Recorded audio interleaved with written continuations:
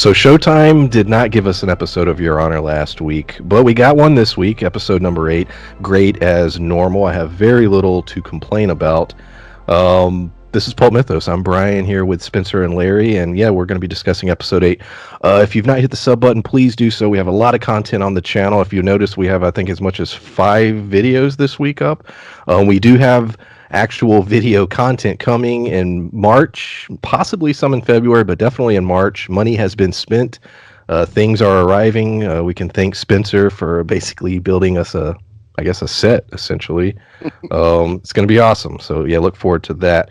Hit the thumbs up, leave a comment, and yeah. But yeah, episode number 8 opened with Sarah LeBlanc, who's the judge on the not Jimmy Baxter's case, but on his son's case, Carlo's case. She's the one that took down Carlo with his initial, the hate crime he committed and put him away. And she wants to be the one to put him away this time for the murder of Kofi Jones. But she was set up. And there's a scene where she's talking to Michael and basically laying out the fact that she realizes she was set up. What she doesn't know is that it's Michael, the one she's talking to, is the one that set her up. And the way he manipulates her and the way he gets the case, because everybody trusts Michael. I don't know. It was very uncomfortable watching it. You're looking at Michael now like, no, this is just a bad dude. I thought it was a great scene, a great opening, a great setup, a great continuation of where we ended not last week, but 2 weeks ago. What did you guys think about the deception from Michael to Sarah LeBlanc? Well, I saw it as this was his friend, his coworker, but not just his coworker. We found out early on that she was going to his surprise party. So it made sense. The complaint we had last time was like, oh, it seemed way too coincidental that she just happened to be heading the same direction. Well, she was heading the exact same direction. She was invited to his like birthday party. So they weren't just, colleagues, they were friends. For him to do what he did to her, like you said, shows to me what kind of person he is, not just becoming, but what kind of person he is already. Yeah, it does make it even more messed up that he was so willing to do this to a friend that's close enough that, his closest friends, she's in that circle because they invited her, the people that he holds closest. And not only that, but I feel like, and I'm glad you used the word deception because I feel like there's a greater deception that's being played here. And I feel like we got that set up actually a little later in this episode via a double entendre from Jimmy, that Michael has things a little more figured out than maybe even we, the audience, knows, but this does bring up the question of how far he's willing to go and who he's willing to sacrifice.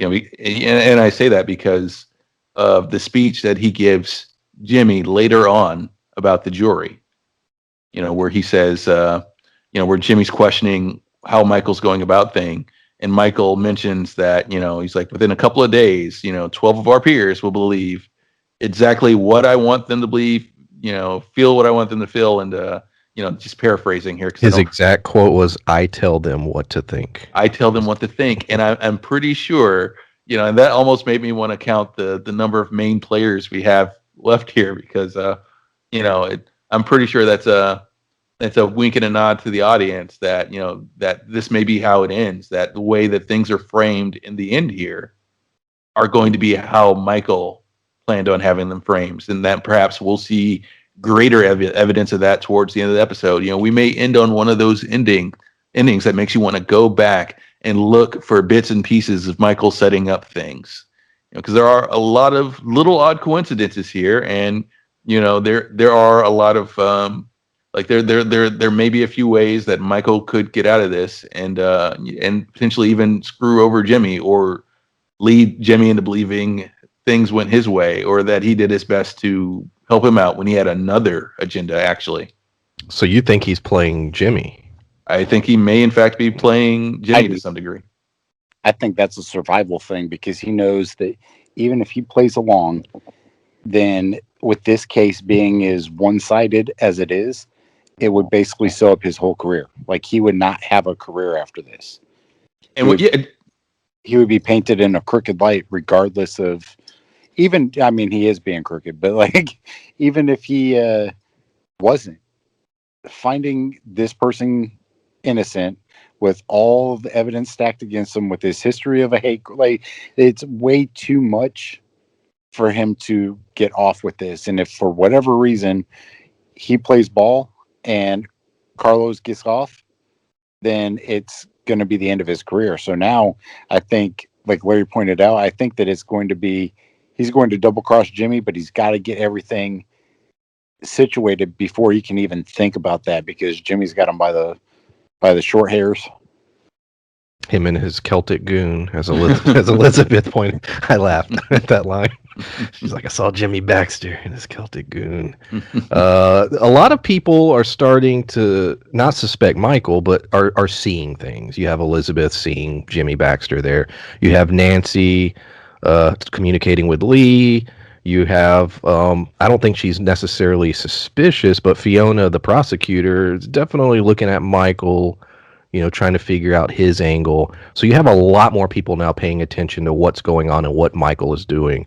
Do you think, which one of those do you think, well, there's only 2 episodes left, but which one seems to be the one that could be his downfall, or not, or could play into maybe perhaps a big plan he has?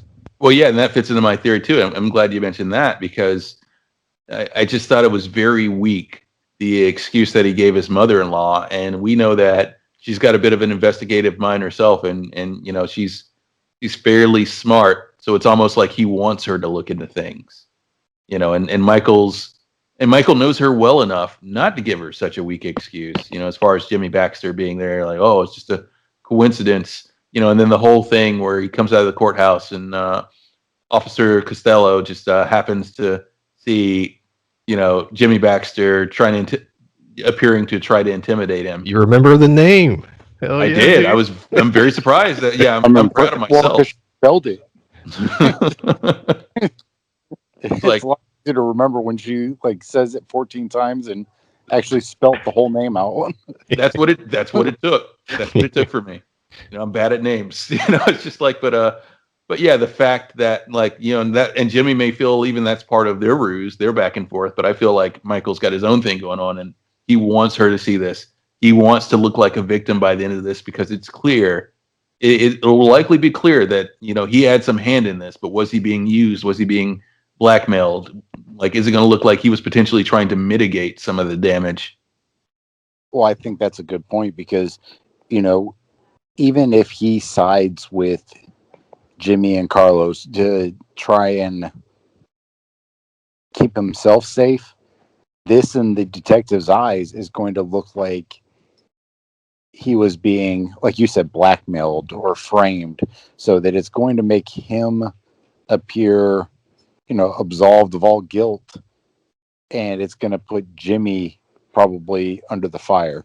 So if they, extend this out to a season 2, that could be season 2 is Jimmy's trial, for racketeering or whatever. So that would be a kind of a cool thing to go into season 2 also, if there is. I don't know if they're making this a miniseries or what.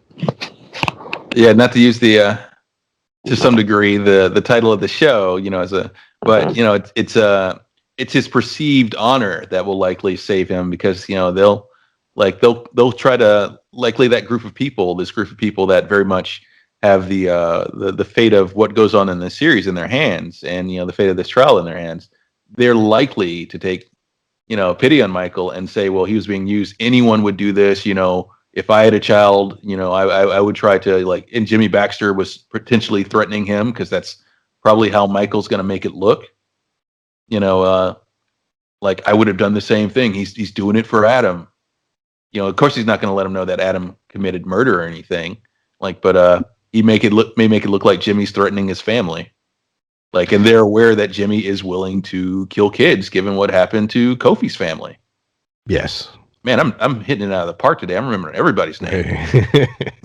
There was one scene that I was a little confused by, and so if I missed something, fill me in.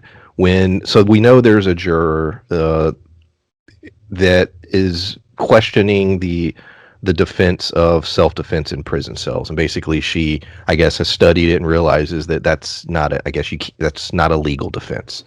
Uh, Michael seems concerned by her, and so he wants to get rid of her. Her phone has the search of Kofi Jones, which makes it where you have to kick her out because she's been, looking things up. My question is, how the hell did he get it on there? Because she's very adamant that I didn't do this, and I think she didn't. We know that he saw her phone and where it was placed, but was there something I'm missing, or are you? I don't know. I was like, how the hell did he get that search on her phone? I don't think we ever saw that. I don't think that we saw it, but I think that it was not necessarily just implied, but you look at the speech he gave in front of Jimmy Baxter, the big speech about this is, you can't do this, or, we got to dismiss. He told all of them, because I think that was always his fallback plan. And he gave a speech also when he was talking to the juror. He can't sound not mumbly saying that word. Yeah, that's my favorite. Yeah. Well, That's my favorite bit on 30 Rock, the rural juror. But they, I definitely believe he did it. I just don't know how, and that's what I was like. The Celtic number 2 guy, because he, maybe he gave this big speech in front of him. He also told Jimmy, he said, "Look, I got this. I'm making a plan." And he's just like, "Well, you got to tell me what your plan is." And I think this fell under part of that plan. And it's one of those things where he's seeking help to take care of it. But once again, this show has done it a couple times when we're talking about how the teacher's going to play in. They answered all those questions. We didn't know how the judge was going the exact same direction. We're like, that seems kind of iffy. Well, they explained exactly why. So I think that they'll tell us why. They just haven't really showed us just yet.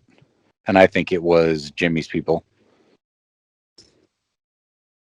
Yeah, I could see that. Yeah, I just didn't know if there was something. It was one of those things, and I didn't bring it up before we recorded. I was just like, damn, did I miss something? And I wasn't sure. Lee and Eugene, that is continuing as far as her looking out for him and trying to get him on a different path. But he lays it out for her. He's like, look, I Lil Mo's taking care of me. Desire Crew's taking care of me. I get paid every week. I have a nice bed. I have a place to stay, and you want me to rely on the system? He's like, this system where my brother was murdered brutally, my entire family is killed, and there's been no justice, zero justice. F the system, F you.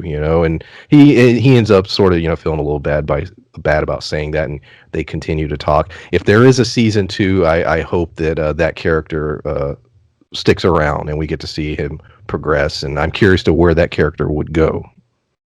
Nah, he's got another Nickelodeon gig he's got to get back to. Yeah, that's crazy. You said he did Nickelodeon stuff. Yeah, he's in several Nickelodeon shows.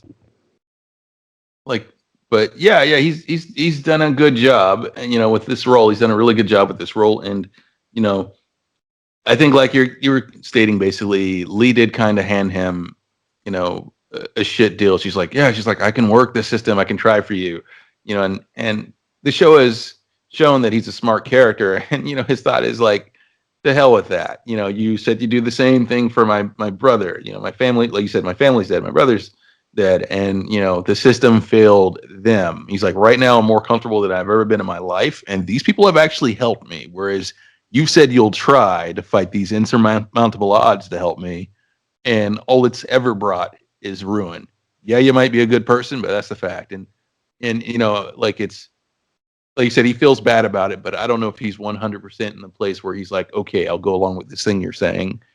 Because, even though she's like, I thought you were better than that. It's like, okay, well, it's like, yeah, you're telling this kid that he should be better than this, and that he should basically starve on the street. Well, you're still offering him nothing. Well, I think that this is, early on, they showed the kind of character that Eugene is when he returned the money, and he was just like, well, I didn't know if this was a test or not. And of course it was a test, but it showed that he had integrity. And now he is doing what he has to do to survive. And I don't think that it's necessarily. I think it was funny that Lomo handed him a chunk of change, but also handed him the best sheets he's probably ever slept in. It's they're bribing him, but it's he's finally his life is finally easier. He finally has a sandwich to eat because they showed him when he was living at home. It was questionable on whether or not they were going to have their next meal, which was the same reason Kofi was super excited when he was in jail and got that bacon sandwich. He's doing what he has to do. And I think that Lee is trying to give him another option so that he doesn't feel like he has to be part of the Desire crew. And I think that that's going to play in big because I think that Eugene doesn't want that. I think that he feels like it's his only way out, just like it was his brother's only way out. But I think that Lee is going to convince him because she's giving him another option. I mean, and even then, she's not really like she's given an option at Justice, a thing which he's seen, as far as he's seen so far, just doesn't really work. It's not there for him. And when she says she knows how to work the system, it's like, okay, well, you work the system, you make this happen. Let's say he does get out of Desire Crew. It's like, what's there for him then? Foster care? Is he going to go to foster care and be handed a bag that's not that great either? It's going to be worse than what he has in Desire Crew from what he's seeing. And it's the sort of thing I'm curious, because we've seen this as a smart character. Like what will his angle be? What will he try to? What sort of future will he try to secure for himself with the limited options that he has? Because he just doesn't have a lot of options, and even though the route that Lee is presenting him with does have, like you said, some sort of integrity or honor to it. It's a matter of like there's no opportunity there. You just like you lose everything. Everybody who's telling him these things. The person who's telling him this, like, well, she's pretty well off. Like Lee is rich. She's gonna live her life and never have any of the problems that he has. And it's hard to say that she, yeah, she's empathetic to a degree, but she doesn't 100% understand what she's asking him to throw away, having had nothing in the past, and then asking him to say, hey, have integrity and go back to that. In fact, potentially go back to less than what you've had. We got a new piece of information that the Justin James was the guy that Carlo assaulted, committed the hate crime against, and we found out that he was part of Desire Crew. So this beef, this conflict between the Baxters and Desire Crew goes back years. This is not a new thing. And so perhaps Big Mo, she says she's playing the long game and she's plotting things out. I think I absolutely think that that's going to also play into the next couple episodes. And Michael, I don't know that he'll know the specifics of her plan, but he may use that to his advantage as well, knowing that these two factions are not friendly. Where do you think that ties in? And, Eugene may play into that as well. Well, I think that, oh, God, Cooper just, jumped on me. Just jumped on the and just sneezed. Gross ass. But I think that, with him pointing it out, Michael pointed out the Desire Crew angle to the attorney, which was crazy because that attorney was the same attorney who defended Carlos before and didn't realize that. So for him to give the attorney an angle is, I think, the new angle that they're going to take. Well, yeah, and he did that in a very subtle way, just kind of pointing out that they were missing that was the angle that they should play. He led them in a direction, in a way that no one would really outright notice that that's what he's doing. And it's hard to say, but I am curious how that's going to play, and I'm curious what is what's Big Mo and Little Mo's plan in this, and are we going to see that unfurl over how many episodes do we have left? There's only 2 left. Only 2 left. Wow. 2 hours of television. Yeah. Well, I guess we'll see soon. You spoke of Adam in NYU a few moments ago. Yes, and Adam was accepted to NYU, but he does not want to go. And the reason he doesn't want to go is Fia. You know, he's found love. He's found someone that understands him. uh, Jimmy Baxter's daughter. Sorry, Well, right now you hear him. Hey, quit. um, we learned a lot about that today. You know, and that whole situation, that if anything is the undoing of Michael's plan and the way he's manipulating things. It may be that, because now we have Adam's teacher trying to work her way back in the picture, and she seems more and a little jealous, and she knows what's going on right now. Like she knows. Adam told her. she absolutely knows, and we also, you know, we're curious to what that relationship really was. And now like you said, jealousy. Like, no, there's something here. She is obsessed with Adam to some degree. She was quitting her job. She was willing to move to New York, take another teaching job, continue the relationship. So this thing is even more crazy than we originally, or at least that I originally thought. Now with her seeing Fia, the jealousy, her knowing the truth about Adam, how is she going to use that to manipulate him? And then Adam doing other. A side note: Adam going to the courtroom, that really irritated me. Like, Yeah. Adam, dude.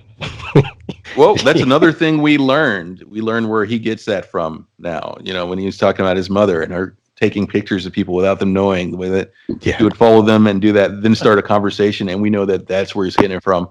Kind of thought that this sort of stalker behavior was weird, but I guess he learned it from his mother. And this is, you know, his way of just sort of coping with her death is to do this weird thing that she used to do, which basically amounts to stalking.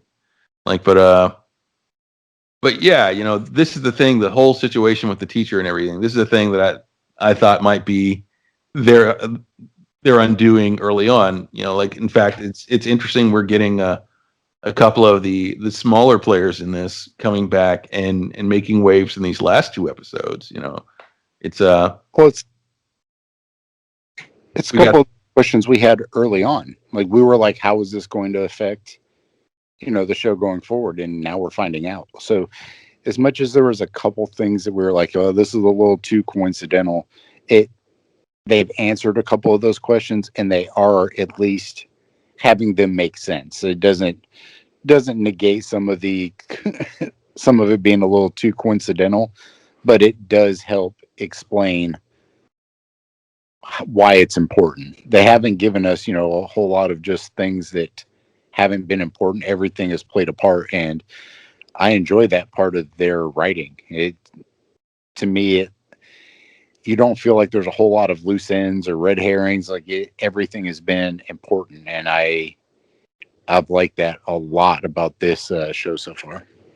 Yeah, and I'm not going to say, like you said, that there are some odd coincidences that still haven't been explained, but enough of it has that, you know, where I'm still enjoying the show a great deal, and you know, like you said, we're seeing how some of these things tied, and you know, like, some of it has, enough of it has gotten explained that, you know, it's like, okay, I'm pretty well satisfied. You know, that said, we have a friend who watches this, well, started to watch the series when we started to watch the series, and you know, because of some of that, and I've been trying to convince them ever since to tune back in, but they decided, no, I'm going to check out. Too many coincidences, you know, there's too many. So they checked out the first couple of episodes, like, oh, he just happened to be, you know, trying Kofi Jones's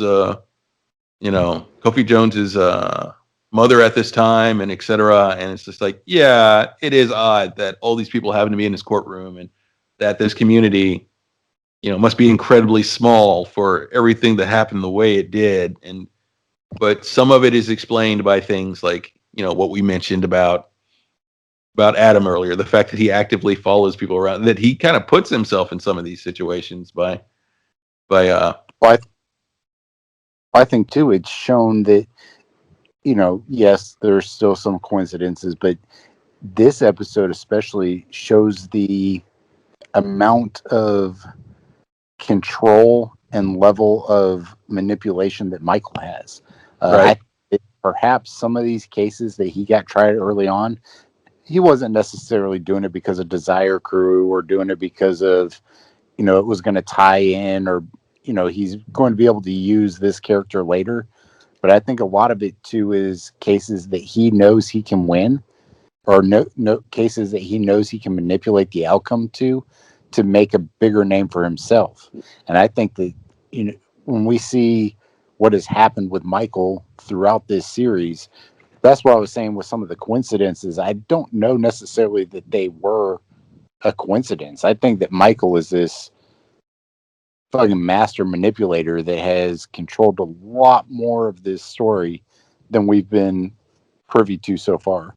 Oh, absolutely, and I agree with that. And it's the sort of thing, like, it's been odd, his skill set with manipulating things, just investigating and manipulating and playing people, and we get peeks into his thought process when we have things like that conversation with Jimmy Baxter. It's like, because when he's talking about the jury and the fact that he's going to make the decision for them, essentially, he's going to influence them so heavily that it basically is his decision. It's like, well, he's been doing this his whole career then, whether it was for the greater good, not, and up to this point, it may well have been, like, but, so yeah, I agree with you on that one.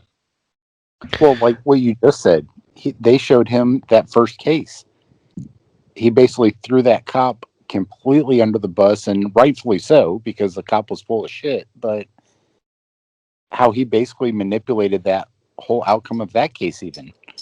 Yeah, which makes me view Michael as, someone who, he's not like a Ned Stark in Game of Thrones or anything. He's not naively good. He knows the system is rigged, and like previously up until now, he was taking sort of a benevolent Machiavellian route, where he's playing dirty himself, but he's doing it to actually bring about justice. And and now we have a point where his neck is on the line and his son's neck is on the line, so he's no longer in that place. So I'm wondering now, going forward, like, if he manages to weasel his way out of this one, or if he manages to survive, and if Jimmy's alive after this, like, does he work for Jimmy from now on?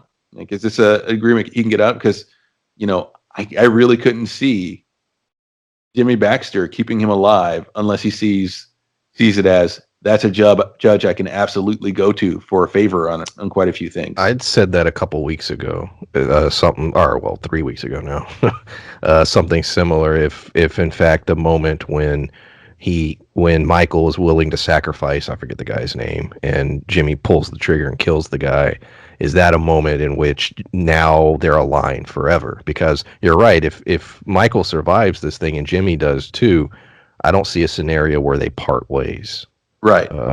No, absolutely. Yeah, no, I agree. Absolutely. I agree with that. Trevor. There you go. He's I'll write names from past episodes, and that is one I didn't have anything to say about. Well, we only knew who he was for like an episode. Yeah. And he died in it. So I said up front that I had one complaint about the episode, and I want to go into that right now. I know why they did use it for a story purpose, and the virus, in order to limit the capacity in the courtroom. So it was used for the story, but at the same time, I complained about this with Big Sky. They talked about the virus in the first episode or two, and then they've never mentioned it since. Which, in my opinion, you're either all in or you're not. In this show, I mean, they did a few things, but no one ever talks about it outside of we're going to clean the courtroom. You notice, like one mask. When they went to eat at the restaurant, it was outside dining. Like, I noticed those things. I was like, okay, that was on purpose. That's why they did that. That's why they did that. But nobody's like, oh, I'm worried about the virus, or no one's talking about, vaccine or anything like that. The virus in no way seems to be affecting or concerning anyone at all. I don't know why I wouldn't have put it in there. Apparently, it's super authentic to me. This does not sound like, because the South at the onset of this virus, how things were, like, some people were taking precautions, courts were taking precautions. True, but people were talking about it still. There was a lot of chatter about it. Well, in some places, Like, but in a lot of circles, a lot of people were hand waving it and just kind of pretending like nothing was going on. You had, like you said, because you had like judges and things that were taking precautions, people in the know that were taking precautions, but day to day, there were a lot of people just pretending like it was any other Tuesday. I think it goes back to what we said in the stand review, where it didn't hold any weight. Like, it didn't feel like it was important. And we all know how it doesn't matter what country you're from. So, like, even if you're watching this in Spain, like the virus has had a huge effect on the global population, and not just for a short period of time. It's been going on a full year, and in some places it has affected them for an entire year. So for them to kind of just sweep it under the rug like they did and mention it as little as they did, to me, it takes the weight away from it. So then why even mention it to begin with? Well, and I may agree with you depending on how they address it in future episodes. Well, that's true. I haven't had any gripes that haven't been ungriped yet. So it just, for me, it's one of those, what's the point? Like you said, if it comes into a big factor later, then fine. But you've gone 7 episodes without it, and now it's like, oh yeah, it's a thing. Big Sky dropped it completely. They referenced it like twice, and then they've never even hinted at it since. Well, this is the post-virus world in Big Sky. I guess so. I would say also Big Sky is poorly written, so the minute that they didn't have to address it, I imagine they wouldn't. But I've got opinions about Big Sky anyway. But like I'm saying, this show is better written, so I would hope, is what I was trying to get at. I would hope that it's significant in some way, or they'll address it more, or over the next few episodes, you'll see more people with masks, because at the onset of this thing, it was the sort of situation where like in my personal life, just going to the grocery store and everything, and I'm taking precautions and everything, but nobody else is. Everyone is shoulder to shoulder. I saw one other coworker I had who was all but in a hazmat suit, but much like the woman in the jury, but everybody else seemed to be fine. Yeah, I agree with that, but it was part of everyone's conversation. It was part of, like I said, the way it was handled, and even like the scene when they had the dinner party. There's no mention of, hey, maybe we shouldn't have this, and we're all meeting, or I just don't know why it was. I just wouldn't have put it in there. That's at the end of the day, why address it if it's not going to be a central part of the story. And Larry, you can't shit on Big Sky, man. There's just like a 21 revolver gun salute with cowboy. Like, the cowboy funeral for people. Like, people are suddenly cowboys now. I crap on it, but it's a type of television not designed for me, and that's fair and that's fine. Not everything has to be for me. Larry does not like Montana, so hopefully there's. Whoa, never said that. Come on now. Never been. I mean, the whole show is named after the Montana tag. So I'm going to need you to. I have two more points. I hope no one's watching this thinking that I'm shitting on the town. He doesn't like truckers, Montana. He doesn't like. I hate cowboys. Hates revolvers. The baseball. That damn baseball has played in almost every episode. It's made an appearance. It's found its way back to Michael, oddly enough. Is it just something that's there, or is it going to have any significance in the overall plot? Either way, I'm fine with it, but I just find it funny that we've seen this baseball's journey throughout this whole ordeal. I think that coming into this episode, I thought that they were done with the baseball. I thought the baseball was basically just going to tie Adam a little bit more to the actual murder, as opposed to, Kofi, but for Lee to pick it up, I was like, she's going to immediately know what's going on. And she made a reference to it. But Michael, once again, covered so quickly that she kind of just stopped caring. She's just like, oh, haha. And she knows it's his. And I think that it would have played a big role, but this may be pointing towards, pointing towards what we've said several times, that Lee may find all this shit out and still decide to be on Michael's side. And to me, instances like this are pointing more. I know that was like a big pop. I just Pop. You don't got a pop filter no, I don't have one on your phone. Careful with this hard But piece. they, You're gonna mess up my mic again. but I think that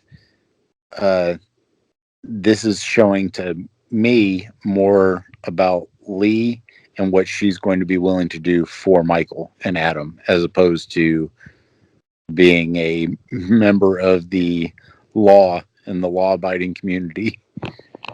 Well, yeah, and I've mentioned it before, I think, but I feel like with Lee, it may be one of those things where it clicks and it clicks a little late, and maybe she is able to do something about it, or maybe she isn't.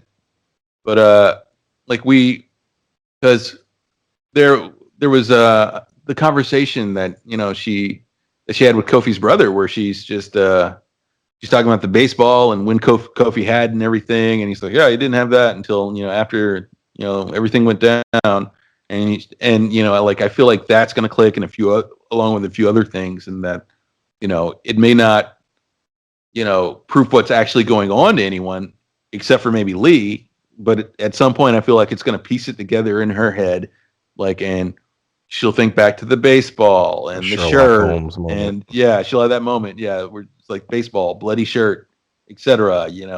Like maybe a weird exchange with Jimmy Baxter later of some kind, or she may find the cell phone.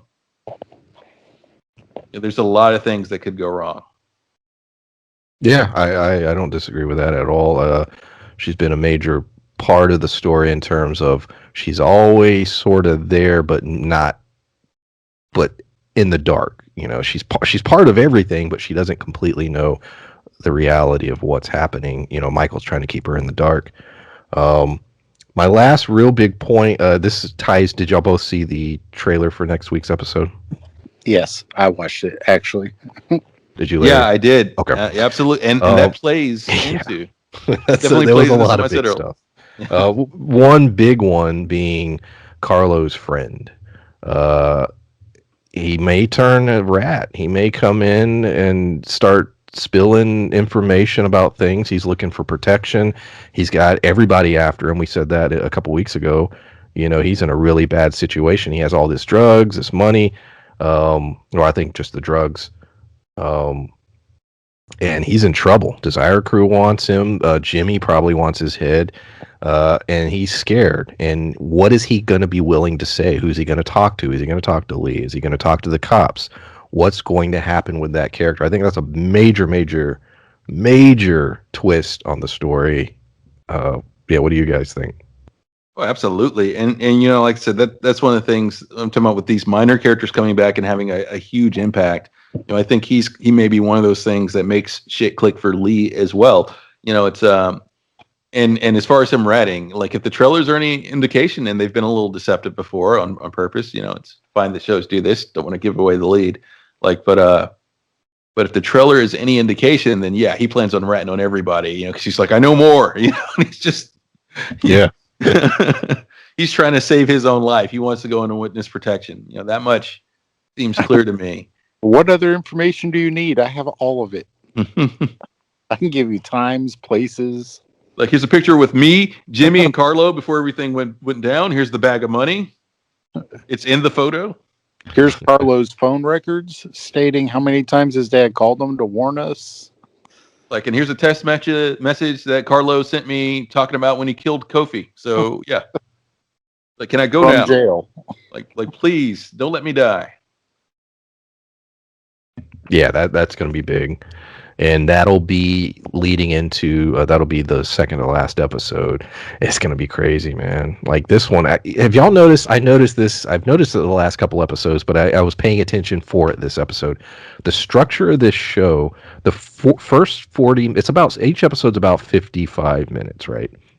The first 40 minutes almost is a full episode. In other words, usually when you get to around the 40-minute mark, a lot of shows would end with that. Like it's always a big buildup, but then there's always an extra about 10 to 15 minutes, and then you're just like, oh my, like you're on the edge of your seat, and it builds up to another thing. So the pacing is sort of almost two big acts, basically the way it's structured. And this episode did the same thing. And so when you get to the roughly hour mark, there's so much that's happened in the course of one single episode. Yeah, and we've talked about the way certain shows have been structured and some of our gripes with it, but we praise 30 Coins and how well of a job they've done structuring not only a story but characters, and this show has done a great job with that as well. And like you said, it's this giant buildup. You don't know what's going to happen, and then they answer a couple questions that you may have had, and then all of a sudden there's a couple more, and then there's a giant cliffhanger twist that happens at the end of each one of these episodes, and it helps you want to turn back in the following week. Whereas some shows, just you're watching them just because I don't know. Like one of them we're watching just because at this point we got too much time. Yeah, there's only two left, so yeah. But like this, I'm excited, and I was super bummed last Saturday when I was looking for it, and I was like, Brian, there's not one on. You're like, what? I was legit pissed. Yeah, same here. I was mad. I was looking forward to it, and it wasn't there. So that's what this show has done a great job doing, is wanting me to tune in the following week, as opposed to some of the other ones where I don't really care. Yeah, it's one of those shows that definitely it doesn't leave you feeling like you were cheated. You never finish an episode and go, that's it. That's all you're going to show me. There's plenty of content, and the run length seems roughly perfect, and there's never a point where I'm just bored and waiting for it to end. That doesn't happen in this show. I'm not staring at my phone the whole time. Yeah. There was never a point where I got up and said, well, I guess I could do some dishes while I watch this, And yeah. I've been meaning to crochet that that entire quilt or comforter. Is there anything else you guys want to talk about regarding the 8th chapter of Your Honor? Not that I can think of. I think we did a pretty decent job covering most of the big parts and over covering some others, but but it's what's important to us, and that's what's important. Yeah, I think we pretty much said it all. If you're listening still, thanks for listening. Give us a comment on what you would like to see us cover in the next, couple months. What new shows you're going to be watching, and what you think, you would like to hear us talk about. We have like 5 shows running right now, but about 2 or 3 weeks, some of them will be ending, and we're looking for other content. I got a few ideas, but I'm not really sure yet. So yeah, let us know. But yeah, thanks. Bye. Bye.